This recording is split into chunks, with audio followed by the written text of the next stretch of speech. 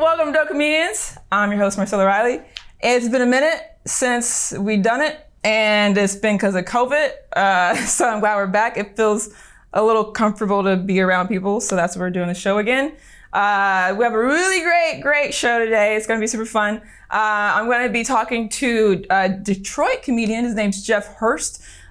He was on a show with Kevin Hart. He performs at the Laugh Factory. He's got a Comedy Central special. This dude's busy. So it's going to be a great interview. But before I bring him on, I have something that I found that was really dope. I want to share it with y'all. It might look silly right now, but it's a water bottle. It's not a regular water bottle. It is made by this company called Puffco. Puffco is located in Valencia, California, and they specialize in making products that are for dabbing. So basically make really high-end weed products. So they recently came out with this water bottle, and it looks like a basic ass water bottle, but it's a bong. Oh, you didn't know that, huh? So we got a bong water bottle. I'm gonna show you how to use it real quick. Jeff and I are gonna be smoking out of it. So I'm gonna show you how we use this. And then I don't know what's gonna happen after that. We're just gonna have fun. So this is how you use this. You're gonna open it up here. And we're gonna pour some water. So they recommend on their website, or the video that I watched, to pour this up to 420 milliliters. Duh. There's a line that indicates that.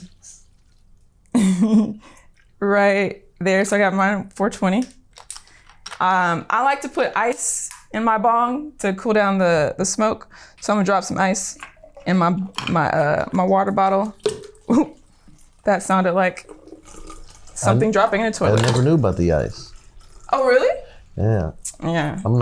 I enjoy weed. I'm not weed savvy. Oh, you about to be savvy. I didn't. You about to be super savvy. And then this is the water filter. For those of y'all who know what that's for, there you go. Okay. So once that's in there, we're gonna flip open this mouthpiece here. And look what we got. Bam. We got some hidden weed. It's a storage, a hidden storage for your flower. And you're just gonna take off the little silicone tab and put the storage into the air hole. And if you've ever ripped a bong before, you know what's about to happen. But if you have not, check this out.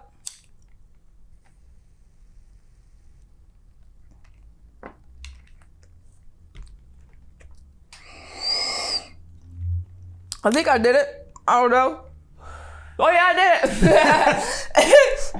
That worked. This is my first time taking a rip off of this. Oh yes, it works.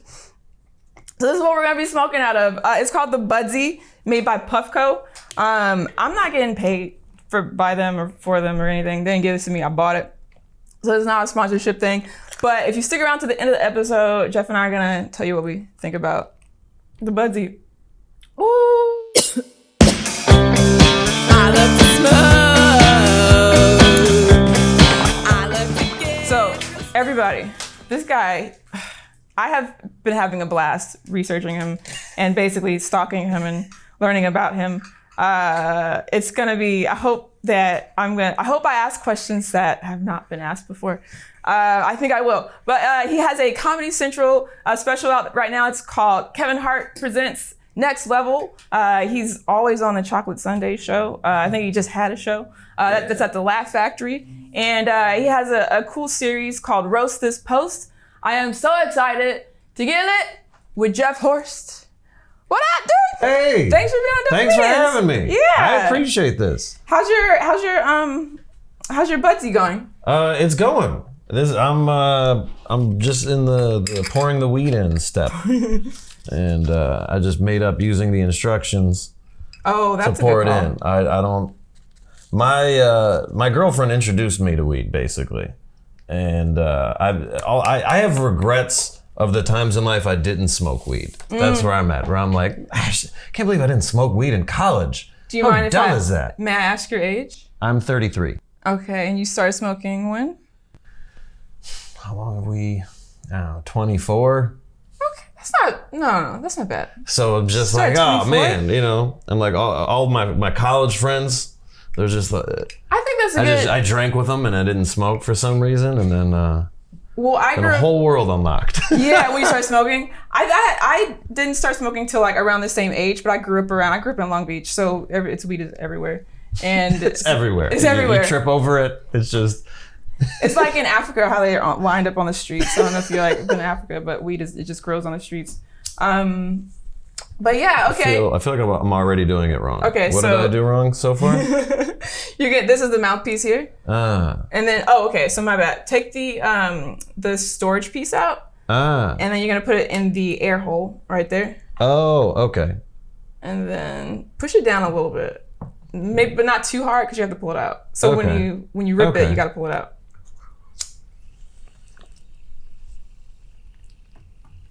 Now pull it out. Pull it out. Pull it out. Do it. There you go. I did what you said not to do, and I pushed it in too far. So you got it was all too that hard. weed smoke. I can't pull this thing out. So yeah, that's an important lesson. Pull it out. Pull it out. Whew. Oh man, you get it? There you go. There's still some ways to go. Okay, so you started smoking after college, which I think is totally fine. It's not a bad time to start smoking. Tell me about let's not even get to. Well, what kind of weed do you? Now that you smoke, what kind of weed do you buy? I prefer sativa, and then indica at night is really what it is. Does indica actually help you sleep? Is that why you do it? Yeah. I mean, I feel like I can still sleep after having sativa. Like, I don't think it like keeps me up like some people are like, no, I can't sleep. But it makes me a little bit more tired. So I feel like that's the time that I've given up on the day. And to me, indica is like I've decided I don't want to be productive. Okay. It's a decision I made where I will not be using 100% of my brain anymore. Okay, I feel you. I found indica for me to be, I can use it for whatever, like it's same as sativa. Okay. But the only reason why I don't really smoke it is if I have some really bad anxiety, it just heightens it. So I just avoid indica because of the... Indica heightens your anxiety? Oh. I usually hear people talking about that about sativa. I do too, yeah. I think we're just all different. Well, there you we go. all just smoke different. Do you have are you like a specific strain that you like? There's so many. I'm really just lazy with all things of having to have a favorite. So to me, just any, like, I was like addicted to energy drinks and never had just give me it. That's where I'm. Don't care what it is. So I like sativa, but I don't think there's been a specific strain that I've ever really like gotten into. So you don't like read the percentage of THC? I've gotten too lazy and accustomed to my girlfriend doing all of the research and work. And so she has favorites and I just enjoy weed. Whatever, yeah. So then it's usually just all following her lead of of all of the research for it. That's fine. That's the easy way to go. Yeah. We will use like the packs sometimes. We'll use a regular bong, not this fancy thing, which I think this is like so you can bring it on a plane. Like this looks like a bong you could travel with. Yeah, like a game. I got my weed taken from me at the Dodger Stadium, which is so Gotten taken from you? Yeah. From like security or just like a dude that was being a bully? Give me your weed. No, I was in line waiting to get security check, and I had the one police officer. Everyone else had like the regular Dodger Stadium security, and I had the one no LAPD. Bombs, keep going. Yeah, they don't. Yeah.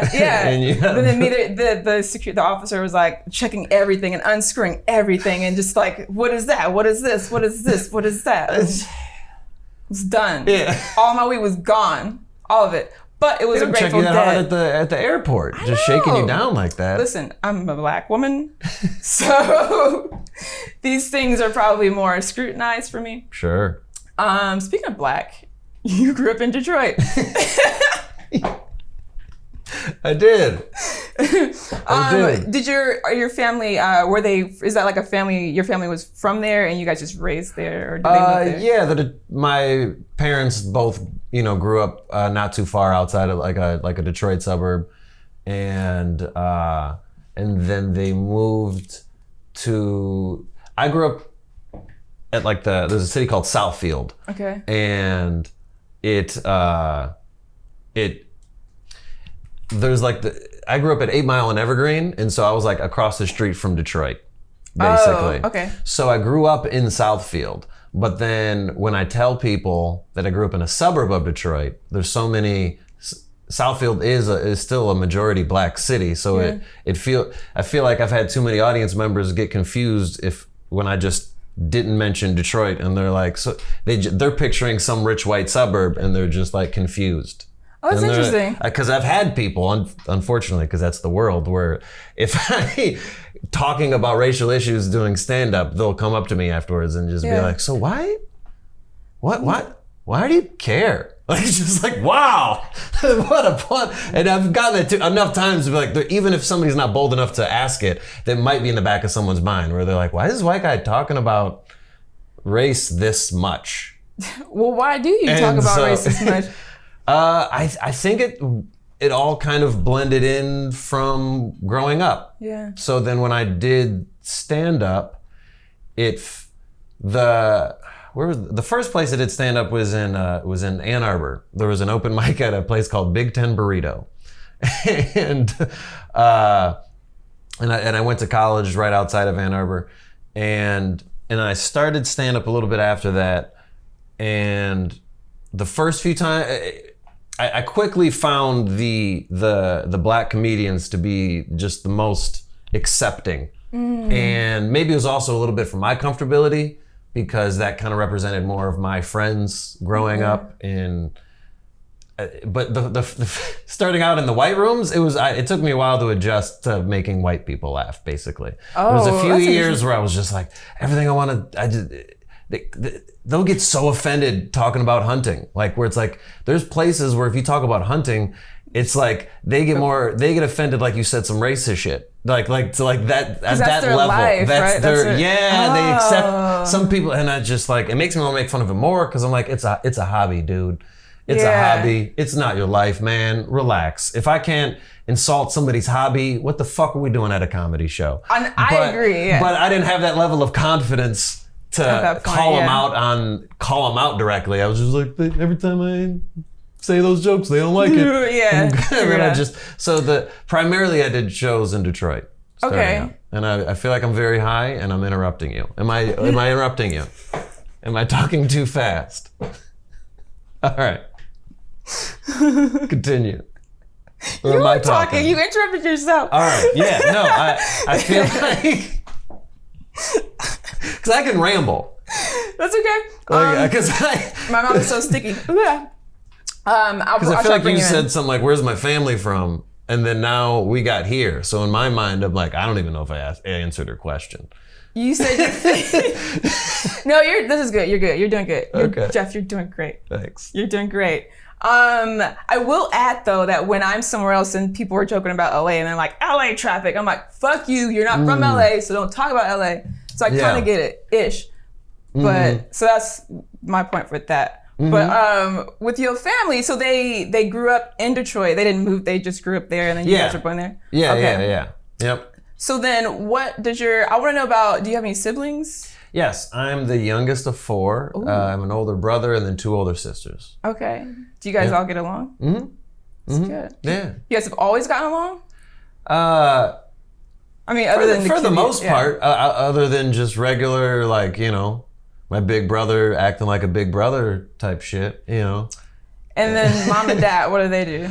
My mom helps out. My older sister and my brother own a daycare.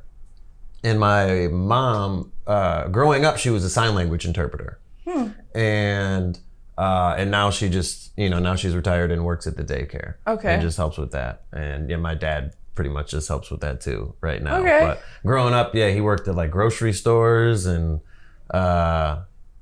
whatever he could find. And I think that that's always partially, like, I feel really lucky doing comedy and having a supportive family for it, because my dad was always like, I mean, I'm broke and I don't like my job. Fucking go be broke and enjoy something. Yeah, you know what I mean? Like, yeah. if that's, it's, you know, so he kind of always was like supportive of any, I used to do yo-yos and he would like take me to Yo-yos? do little, yeah. He used to like I would play with a yo-yo competitively. Like I was a weirdo. And, and my dad was like, yeah, this is fucking weird. I don't know if he wants to play with a fucking yo-yo. I did. Oh, how big are they? See, there's just I don't know. There's sometimes it would be on a yo-yo. It would be like first place. Here's a little yo-yo. That makes sense. And you got first place. And then I stopped sometimes, but there's also different. They would have different like rankings. So there'd be like, I would be like in the intermediate or middle class type of a thing. Like it got deep. Like it wasn't like basically I was never like first place in like the pro shit. And it goes pro, okay. Yeah. So like, does this still exist? I'm sure it does. There's like I'm sure it does somewhere if I had to guess, but the reason it stopped for me when I was in, I think I was in like middle school, and it stopped just because in Michigan, there was really just one place selling yo-yos. And it was a store that was in like every mall. And then they were just like, we're just gonna move to Ohio. Like one day I went to like this like yo-yo class that they would have at the mall, and then they just the other kiosk was like, no, they're down in Toledo now, and we're just like, okay. But you also went to a yo-yo class. Yeah, this is like classes and shit. Yeah. So it's probably now in Ohio. That's where the yo-yo is at. Yeah. And then I think that's kind of how it died out, at least in Michigan around my age, because they were like, I'm not. If it's not, you're gonna it's go not out of your around way. and it wasn't. Yeah. Nobody was passionate enough about it to. Well, that's a fun thing to grow up with, though. How many years did you do that? How many years did I do? I feel like I did that like 3 or 4 years or something. That's a fun experience. Yeah. Yo-yo king. Is it, or the yogurt king? Yo-yo king. What would you say? You said your mom was a sign language interpreter. What would you say your mother? What's kind of the most valuable thing your mother has taught you, or lesson she's taught you? Oh wow, the most valuable lesson or memorable. Oh man, the longer I pause, the more I'm a bad kid. I gotta think of something. Quick. Mom, if you're watching this, you've taught me a lot. You gotta give me, I feel pressure on the one answer. Or a family member? Any family member? Except my parents didn't have like, they didn't have like sayings. Yeah. So there are things that I've learned from them, but I always hear other people like, as my dad always said, and they had like a quote, and I was like, yeah, no, my dad didn't do quotes. But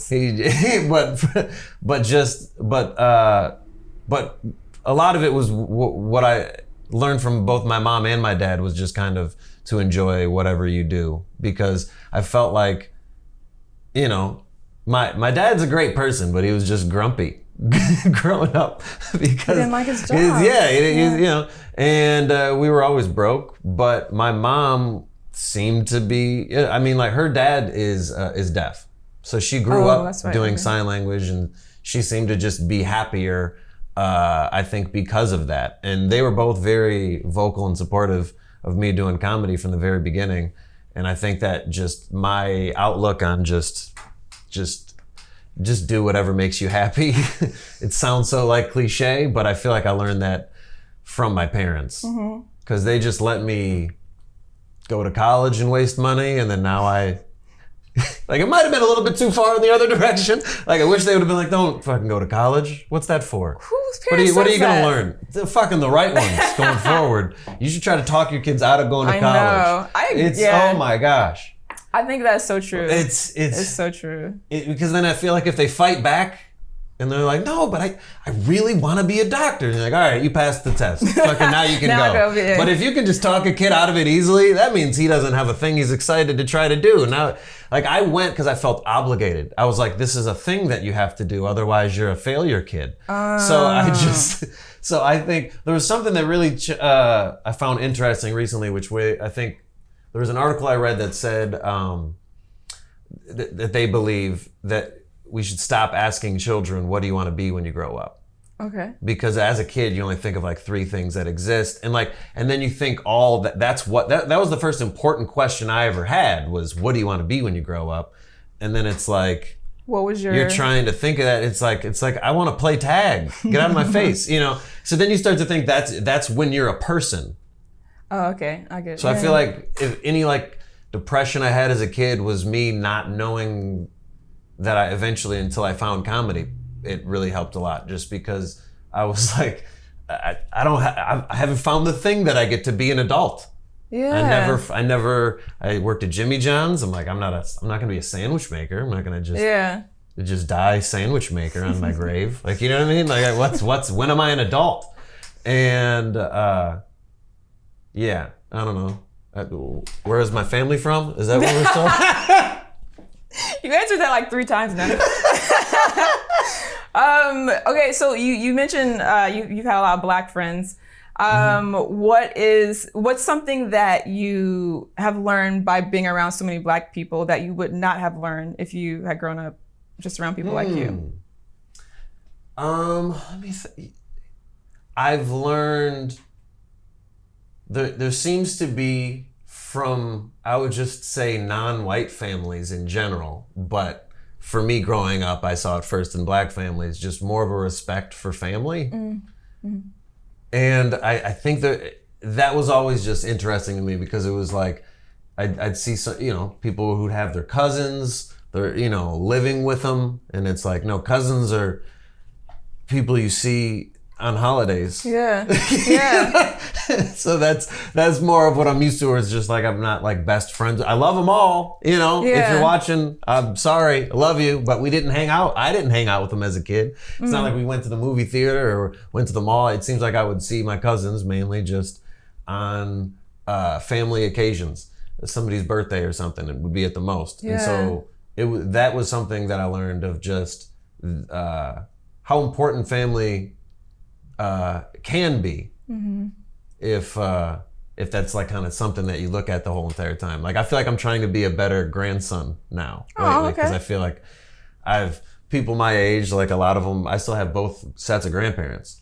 Oh wow! And I know a lot of people my age that are like, no, I didn't start with both. You know what I mean? Or when I was 5, or you know, I lost, and so I feel like I want to make more of an effort to, like, you know, give them a call and see them and you visit call them? And shit. I do. Yeah. When's the last time you spoke to them? I should call more. My grandpa Lee, my mom's father, he's the one that's deaf, and so I call Sorensen. There's like a company that you call, and then you give the phone number, and so it's like he's like Zooming. He's like Skyping with somebody who's an interpreter, and so I called him a few days ago. And now I just like send him pictures.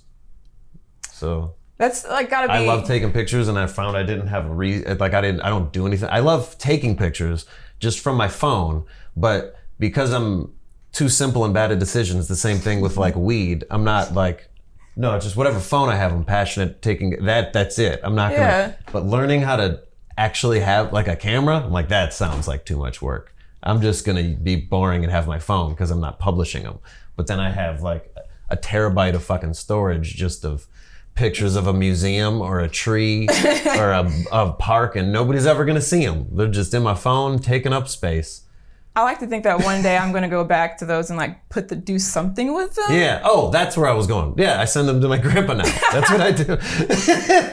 That's what I do. So you said, okay. Yeah, he loves them, and then you overthink it. Don't debate which bench is perfectly in the center of whatever landscape. No, just picture from a grandson. Do you send him like all 5 shots of that same thing? It's just like different angles that you're trying to. No, I would just pick one of them and move on to the next. I'm just saying, like, I'll take like, if I was gonna post something on Instagram, I would make sure that it was like, in my mind, if I'm taking 20 pictures of the sunset, I'm gonna like debate which one, the sun's in what exact corner of the frame.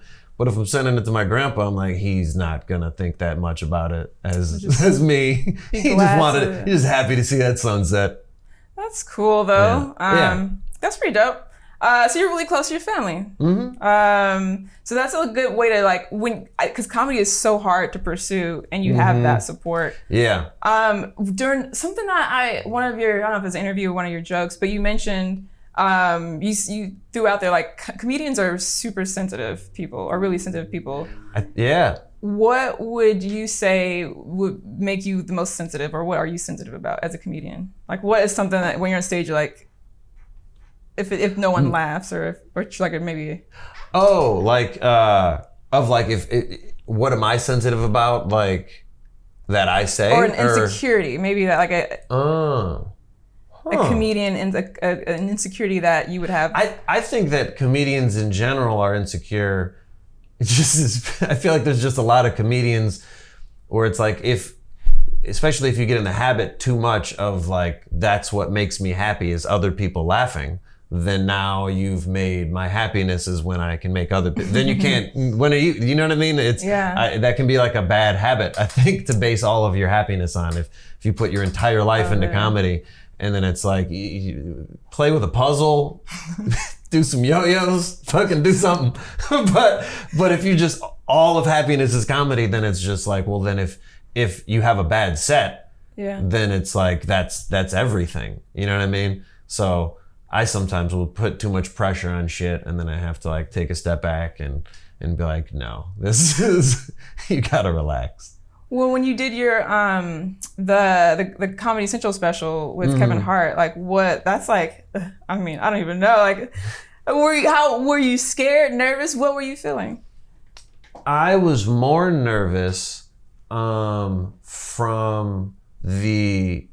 there's 2 shows I got to do with Kevin Hart, and one of them was called Heart of the City, and then each episode is a different city. So I did the Detroit episode, and I was more nervous for that, because that was like my first like TV appearance just in general, and meeting Kevin Hart and all. The half hour, I was more excited because he picked me from that show basically. So then I was like, oh, well, this guy already likes me. You know what I mean? Like the audience is gonna, I kind of knew almost what to expect, that it wouldn't be like a cold audience. You know what I mean? There's, they're gonna get them ready and get them excited and stuff. So I was more just excited for the half hour. That's good. How long had you been doing comedy up until that point? I would say, what am I, 8 years? Because I feel like I'm at 11. It was 10 years and then quarantine.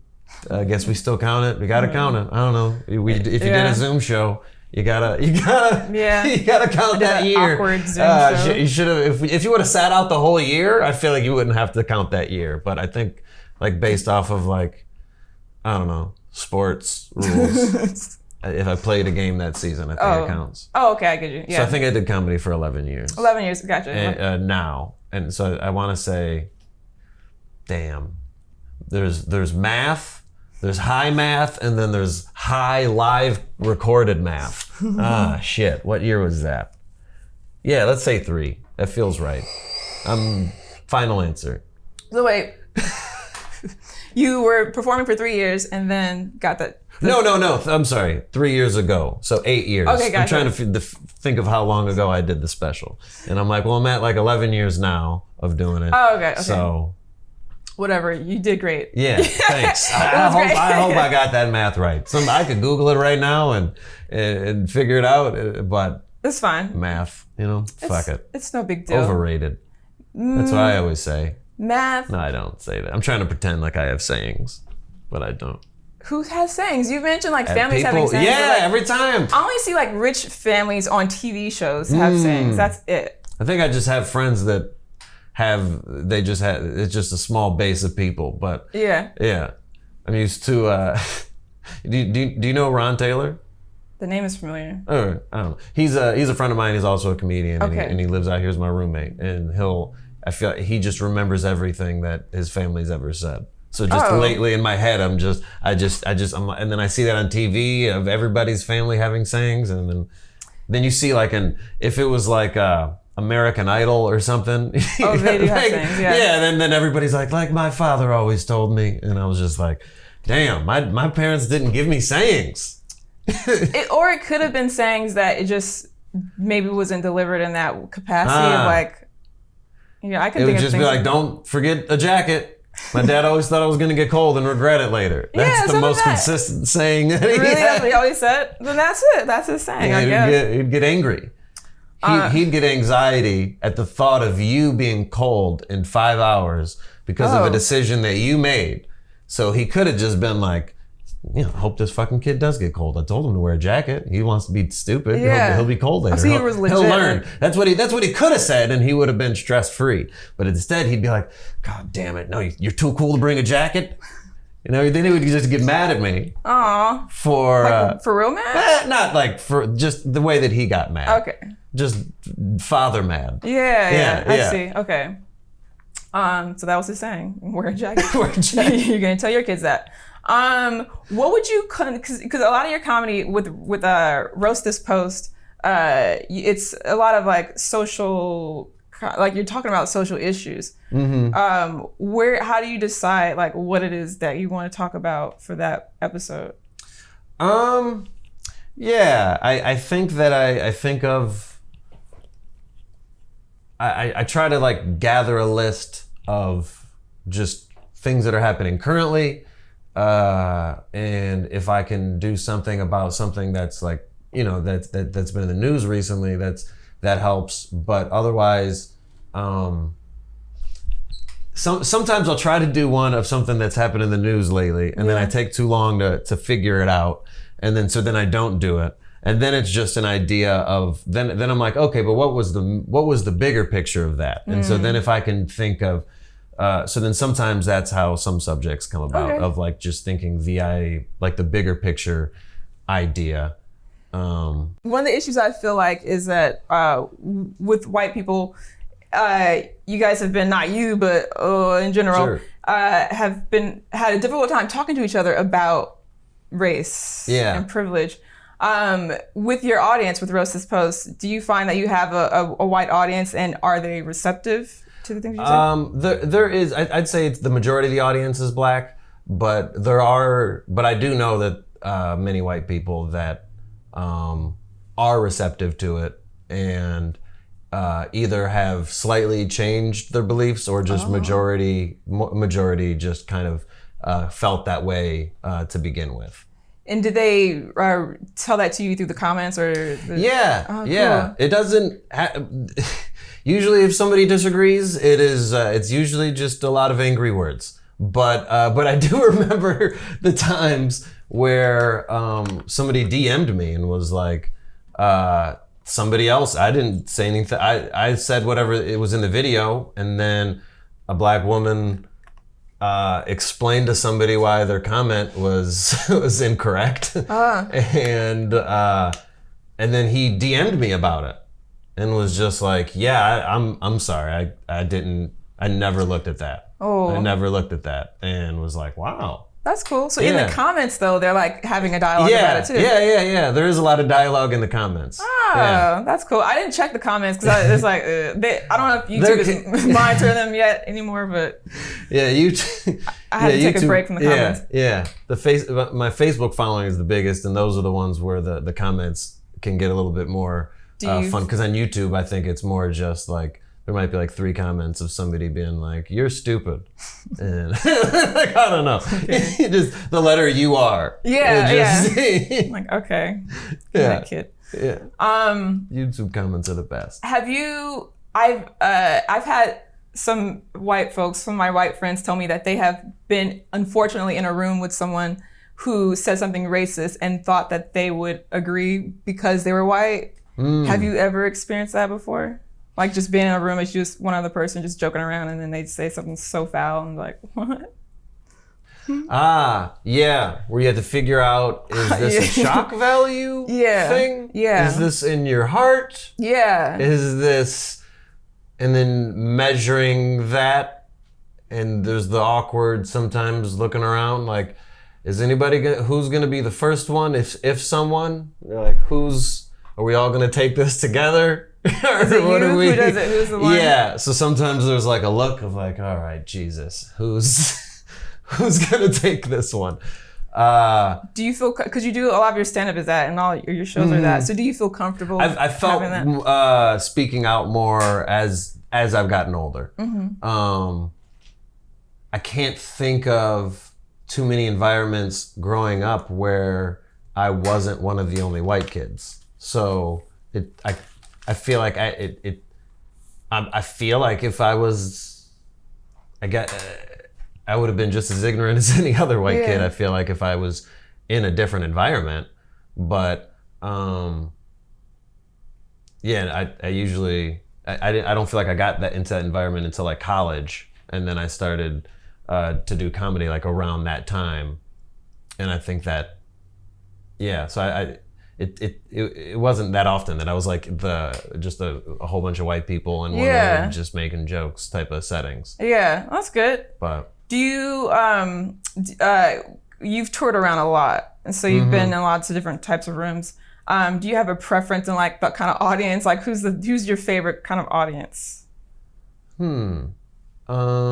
If I was to just want the goal be just have as much fun as I could on stage, I'd like the percentage and age of each person. What do you mean? Like I feel like I would want a majority black audience. That's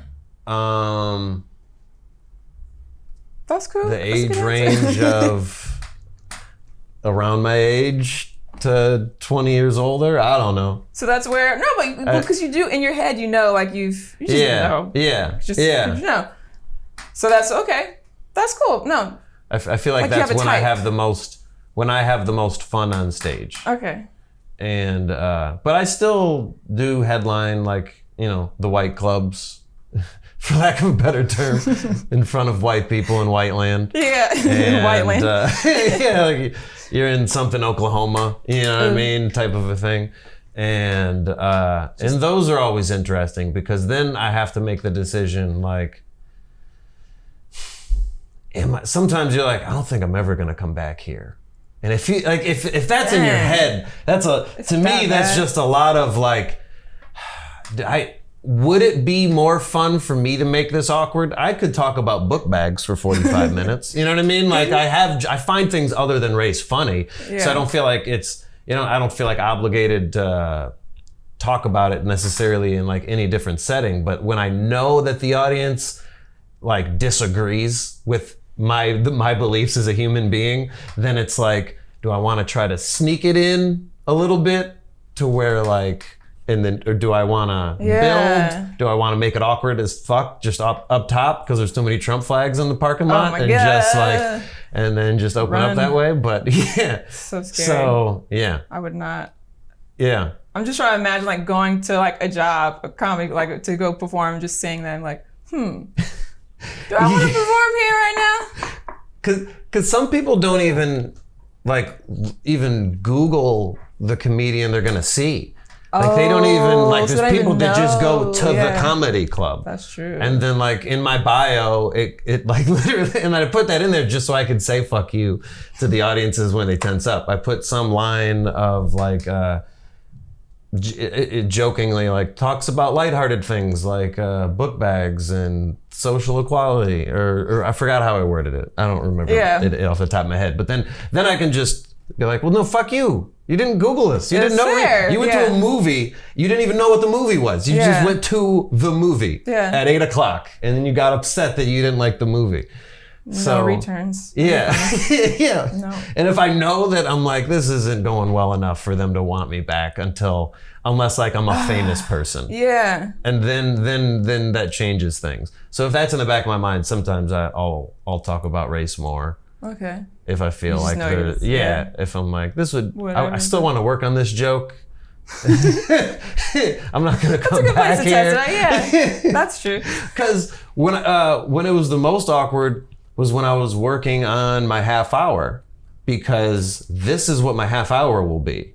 So I know that I know that if I wanted to make these group of people laugh, it would not be with this half hour. You know what I mean? Like, it would be more comfortable jokes that didn't talk about race in front of the Midwesterner, white people, and it's like, and I feel like in the North they almost want to talk about race less because somehow they think the South is where all racism is. And it's like, they really overdo that a lot. And so it's just the talking about race, I feel like in Michigan a lot of times, in Ohio and Indiana was just was difficult. Yeah, I'm sure. But you do it so often, so I don't know, you did pretty well. Thank you. I have another question, like super completely different direction. Not different direction, really. Okay. When did you start smoking weed? I tried. I think there was like 10 times that I tried that I feel like it didn't do anything, which in retrospect means am I dumb? I don't know what I did wrong. First, like 10 times I tried smoking weed, it was just, I felt nothing. Okay. And flower? I'd say it was around 22 or something. Yeah. Okay. And then when I was 24, my girlfriend enjoys smoking weed, and she was a little bit more like, no, that's what people say that, and then maybe it's the 11th time, but no, you're not the one person that marijuana has no effects on. You're not that guy. All right, you just keep trying. It's gonna happen. And then that was fun. That was great. What was your experience? When did you like really lean into it and like start accepting being a pothead? Fully accept it? I might have accepted it like right away. Okay. Because I was like, I enjoyed it so much that I was like, nobody's gonna you've either tried it and you like it, you tried it and you don't like it, but you still understand why other people like it. Mm-hmm. I don't know anybody that could try it and be like, fuck that. That is better than this. You know what I mean? That's insane to me. No one has a hard That's insane to me. And to me, it's like, that's still just believing things from so long ago that it's like insane now. I feel like weed has crossed too many financial and racial spectrums of the United States for a lot of the previous, stereotypes about it to be believable anymore. Yeah, but you still have people like, so my mother is always like, weed is bad. You shouldn't be careful. And then she's like, what you should try are these hemp pills that I'm taking. These hemp pills are really great. I'm like, okay. Not like, hemp is weed, Mom. Hemp is weed. It's the same thing. So it's like that. It's just there's the lack of education that is just, unfortunately, plagues the world at this point. Just like not even being, I don't even know how do your parents feel about you smoking? I don't know if they know. Oh, okay. Did you think that they would care? No, I don't. This was kind of, I was like, that'd be fun if this is how they found out. Yay! It's because it's like, it's legal here. Yeah. So to me, I'm just like, this is legal. This marijuana is legal in the state of California. My right turn signal doesn't work. It was the illegal thing I did today was drive here. Dang. Not the smoking of the weed. Don't say that on TV. Yeah, no, that's true. It's just it's unfortunate. It's getting better, but yeah, hopefully everybody will be fine with weed one day. My mom had a different perspective. I would say with the last when it was up for election in Michigan, and from her experience, it was just like, well, yeah, the people that she's met that smoked weed were lazy. So she was like, And that was just the people that she knew. She didn't know that many people that smoked weed. So, so to her, she was like, I don't think anybody's a bad person for smoking weed. She's like, I just think she viewed it like cigarettes. Like, I don't think it's not good for you. Why would that, it makes you lazy. Why would you do that? Like, so it wasn't as much judgmental towards the people as the drug. But then when I kind of was like, had my little political passionate moment of like, all right, even if it does make you lazy, at the end of the day, black people are way more likely to be arrested for it. Mm-hmm. And I'm sure the white man will just try to find another way. They'll be, I'm not saying they're going to give up here, but it would make it a lot more difficult to just, you can't arrest somebody in Michigan now if a cop says they smell weed in your car, they have legal permission to search your car. Okay. So that doesn't mean anything. You can't say, maybe you do smell weed in my car because it's legal. So you smell that coffee too. You know what I mean? You got to come up with another thing. Yeah. And when I explained that, she was like, okay, that's a good point. That's good. So she was like, I'm not gonna, I'll vote for weed legalization, Okay. And so I don't, And when did it's like they're cool with it. I think my dad needs this. My dad needs weed. Yeah, I mean, a lot. How does it help you? Like, it does. Like, in what ways does it like improve your life and help with like mental health? I think a lot of the times that I would get the most anxiety would be towards the end of the day for me. Usually, I start the day in a good mood, and then towards the end of the day would be my. I'm not doing enough. I'm not working hard enough. There's people with less than me that are doing more. What's my excuse? Whatever worries. And when I'm high, or when I'm just even smoking to high on the whole spectrum, those thoughts, I don't think like that at all. Yeah. So, like for me, I've been on anxiety medicine, like for years, and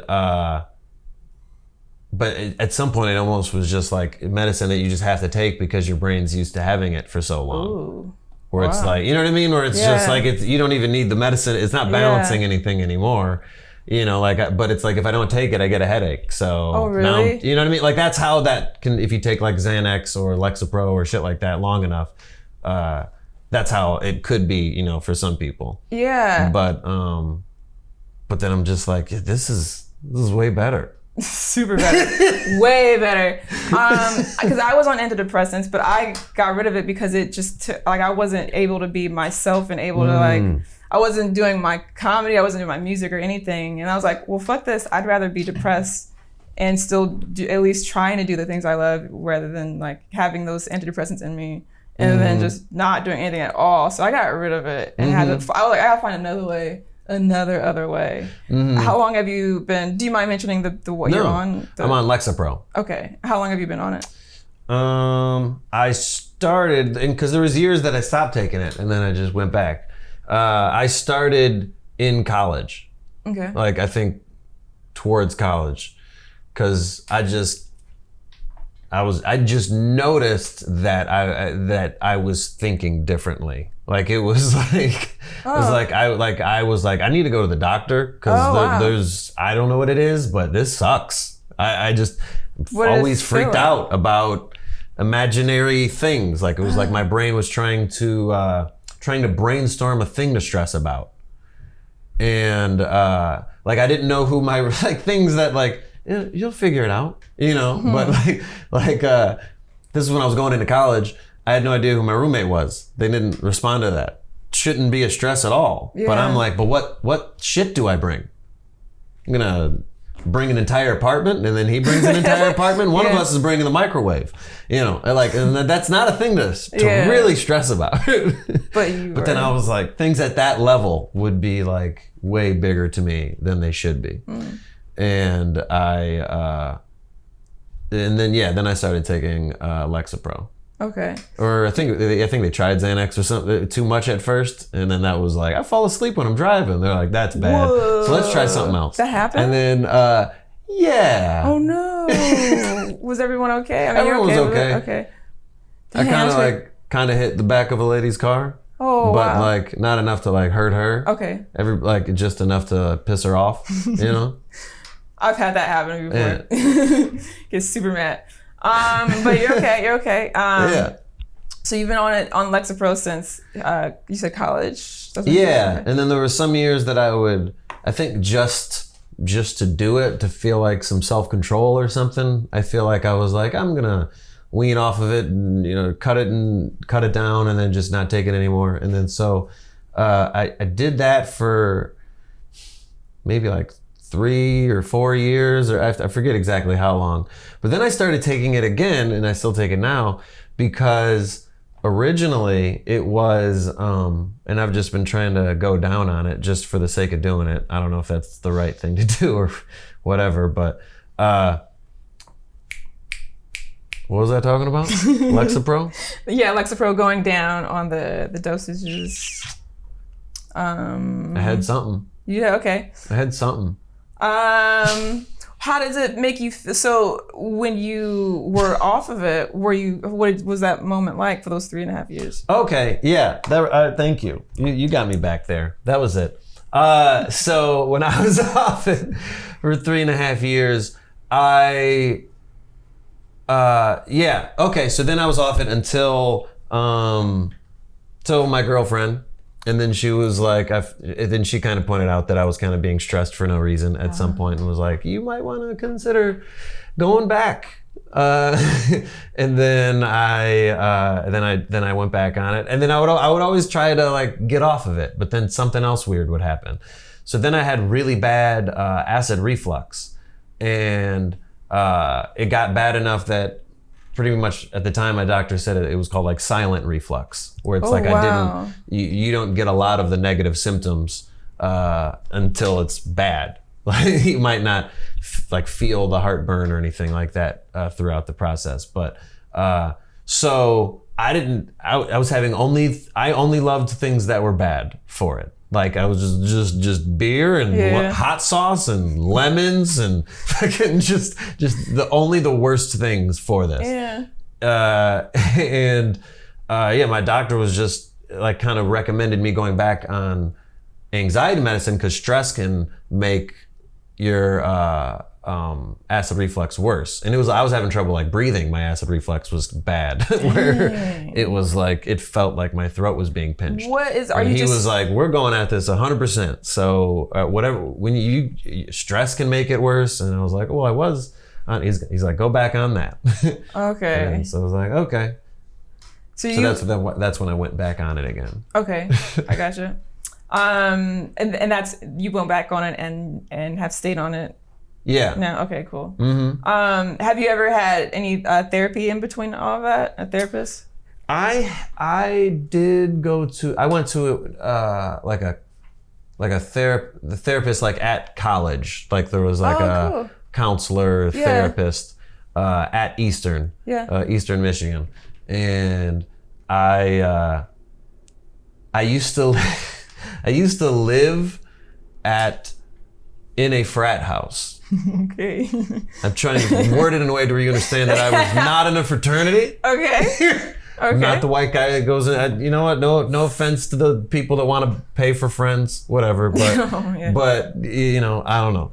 And so, but there was a guy that I knew my freshman year. I went to the dorms. I lived in the dorms, and then there was a friend there that was like, "Oh, hey, they just need another." Last minute they had somebody that moved out. You don't have to be a part of the fraternity. You $500. You want a room or something like that. And I was like, yeah, that'd be great. Because my roommate last minute couldn't live, so I last minute didn't know what to do. And then that was not a good experience. Ooh. It was not a good experience. Got into some drunken fights. Some of the dudes that lived there tried to like grab my girlfriend's ass and do weird shit. And we got into a fight. And then somebody who moved out of the fraternity, who I thought was a normal person, recommended this house down the street. He's like, well, now that if you're gonna leave this place, now you need a new place. So I moved into what I eventually found out to be a crack house. Oh. But it was a real, you hear crack house and you don't picture a nice house. Yeah. So somebody let it be known. Somebody eventually was like, yeah, no, they've been chasing like a guy. I think you live in a crack house. There's like the police have been looking for somebody. And so then, then I tried to get my money back from the guy. Basically, so then, he did not at that time. He did later on. Okay. Which is this weird. Is a happy ending. Okay. Which is weird. But I did go to like therapy of like the amount of bad decisions of like, I'm fucking getting all these fights with, I don't know where to live. Yeah. I can't pick a place that's not a crack house or a place where everybody beats the shit out of each other. Yeah. And I think, and I'm at college for no reason. Just to check the adult list box. That's a lot, yeah. And I'm like, I don't know what the fuck I want to do with my life. And then I went to some counseling there, and the lady was great. I enjoyed talking to her. And then from there I was like, yeah, this is real. Like people need to do that. Yeah. People need to talk to strangers about problems in life, and just saying it out loud will make you feel better. Saying it out loud, putting labels on things like this is what this is, or this is what that trigger is. Yeah. But then the guy paid me back years later. Did he hit you up and was like, hey, I got the money? He hit me up and said that he wanted to make amends with people of his past or something. And I was like, okay. And like, I might have asked him like a couple of times after then, but then I was like, this is a loss. And, but then he called me, and my brother went with me because he remembered my brother, because my brother is bigger than me, and he tried to intimidate him at the time that I moved my stuff out, and made him like sign a fake contract that he made him go type out a contract that, you know, and he's like, okay. So he was scared of my brother. So then he came with me. In case this guy's lying, because this is weird. Yeah. This is 6 years later or some shit, and now you just want to pay back somebody fucking $800 or something out of nowhere. This is just weird. And I get there, and he like gets it, because I forgot that he didn't drive. He's a bicycle adult. And it's not a bicycle city. You can it's not a bicycle city. If you're a grown man with a bicycle in New York, I ain't judging you. You're not getting far. You call him a bicycle adult? He's a bicycle adult. Okay. Yeah. Okay. Yeah. And all right, go ahead. So he got in we were letting him in the car, and but then I got out to see that it was the right place. And then when I sat back in, he got in the passenger seat, and then he looked at my brother, and we were going in reverse, like to go to the bank. That's what he was like, oh, I need to go to the bank. And then he like was like, I prefer to do my banking alone. And he like jumped out of the car.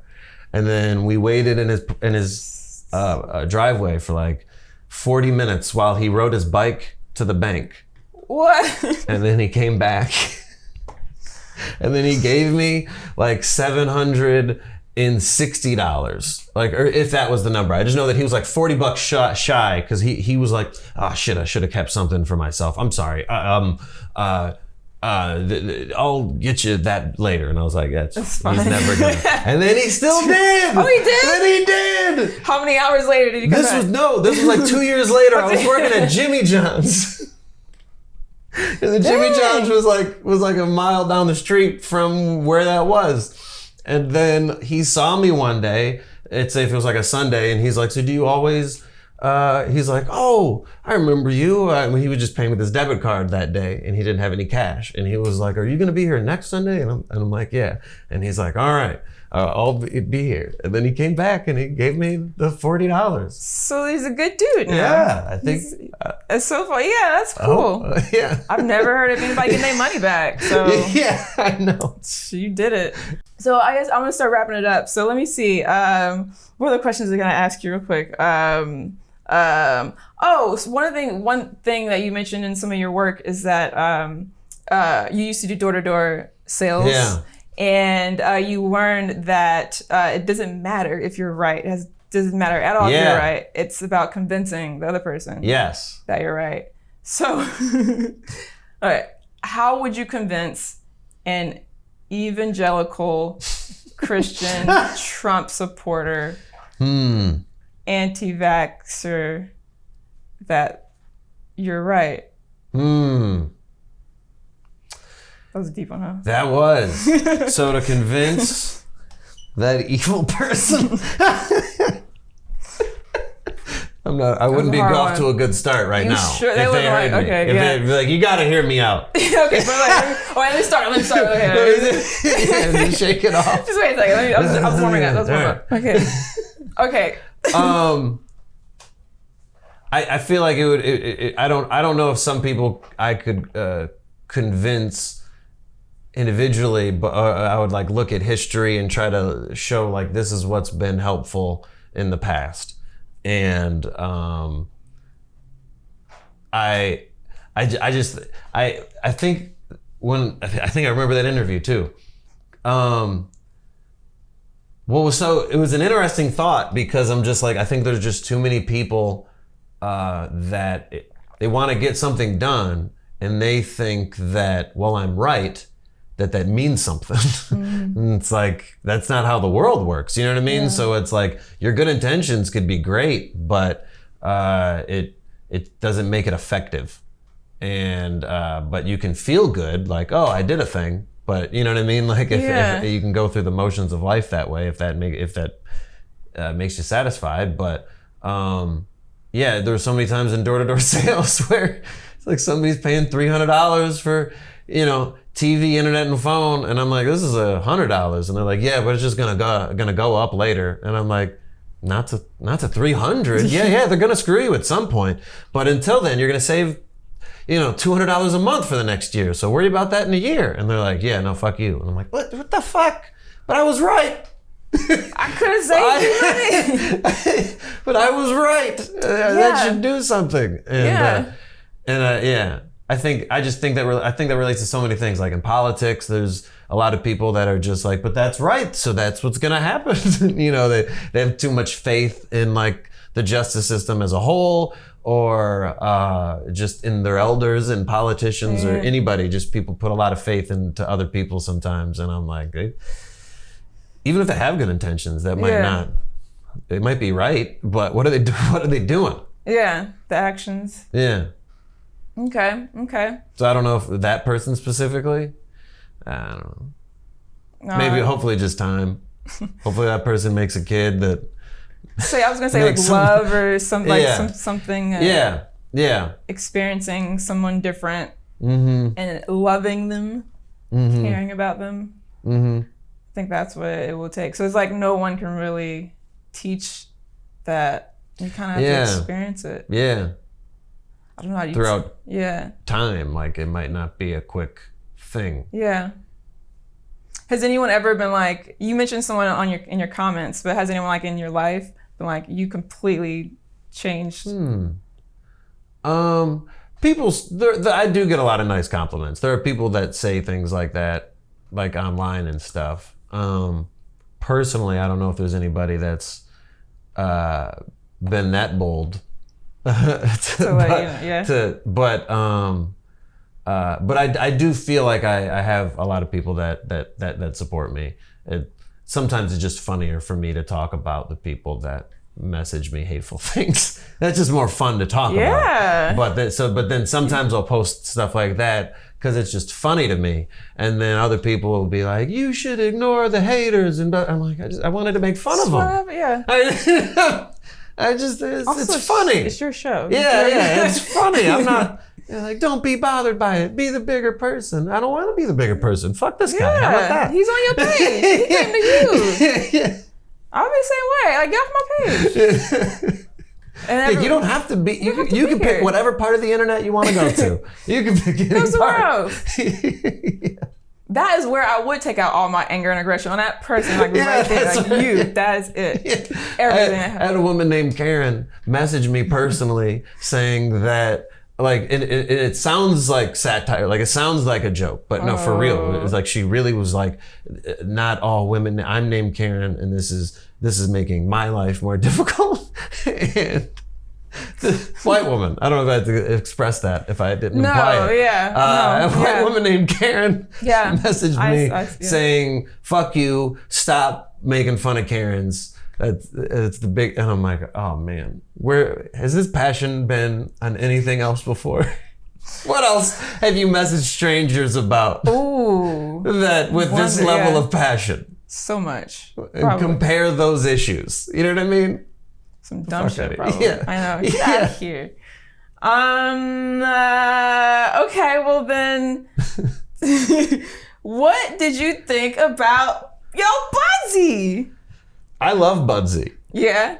I love Budsy. What do you love about Budsy? I can be clumsy. I can bring this on a plane, because it's just a water bottle. It's simple. It's easier to clean because it's a water bottle. It's easier to clean the bong because weird shapes and you gotta Google stuff and it builds up and it's ugly, disgusting, and then you feel like a terrible person when you're using it because you're like, look at all this crap. Gross what am I gonna stuff. clean this every single day? I'm not doing a chore. I'm already So then this, you don't gotta do any of that. Yeah. How do you feel about it? I like it a lot. I do. I don't have to worry about breaking it. Yeah. I do feel like this is kind of sharp, you guys. But Puffco, these little edges here for my little petite hands, kind of sharp. Oh wow. But otherwise, yeah. No, because I kept hitting it or touching it. Yeah. No, I didn't. That is I'm pretty into it. Maybe if this, I have all kinds of. Okay, let me tell you. Okay, so like when I make a better one, what I'm gonna do? This could be deeper, so I could put more weed in there. Yeah. Put more weed in there. Yeah, a bigger mouthpiece. A bigger mouthpiece. You need a bigger mouthpiece? The bigger whole stash storage thing. Yeah. Yeah, I'm pretty into it. I still would be nervous like going to the Dodgers stadium again and trying to get in with weed. I would still be like having PTSD from that time. The same dude and you're wearing the weed shirt. I know, I totally would. This all the cops would be right there, all of them. So A+. Thank you. Thanks for having me. So I was saying thank you, Jeff. Thank you guys. Thanks to everybody. All the cameras and sound and stuff. The people behind the cameras, you guys. Yeah. Some cool people behind the cameras. Thank you, Jeff, for being here. What's next for Jeff? Trying to get out and do stand-up more places in the world. Trying to think of what I know. I'm doing a tour. I don't have the date set yet, but the first 2 weeks of Florida, first 2 weeks of December, I will be in Florida. All around Florida. First 2 weeks of Florida. 2 weeks of Florida. That's a Christmas song. I'll be in December. But yeah. Then I'm jeffhorste.com or at Jeff Horste on social media. I have all my dates, and I'll be going back to Michigan. So in Ann Arbor Comedy, where I started. Yeah, back to Ann Arbor. I'm headlining the club there in September, first weekend. Tight. Yeah, that's it. And other shows. Thank you so much for smoking with me. Thanks for having me. You guys, I feel like this was a really great episode. I hope y'all enjoyed it. It's been like really dope. I'm super high, and I'm glad if y'all stuck around to the very end. I appreciate you. Take care of your mental health. It really does matter. I just discovered this thing called tapping that helps with like anxiety. So yes, look that up. I should have told that to you because you had your anxiety. My bad. You're telling me now. I'm telling you now. But I think even then, yes, it's a cool app. It's called Tapping Solutions. That it's like there's these points on your body that you tap, and that it reduces my stress. I did it before everyone came here. It's super helpful. So check that out. That's a little tip for you. Thank you again. Be safe. Love you. Bye. Everybody, thanks for watching Dope Comedians. If you enjoyed what you saw, then tell your friends, share us with them. And you can also listen to the podcast version of this on Apple and Spotify. Remember to hit that like and subscribe button. And you can also follow me at Cool Black Chick. Thanks for talking with us, and live long and stay.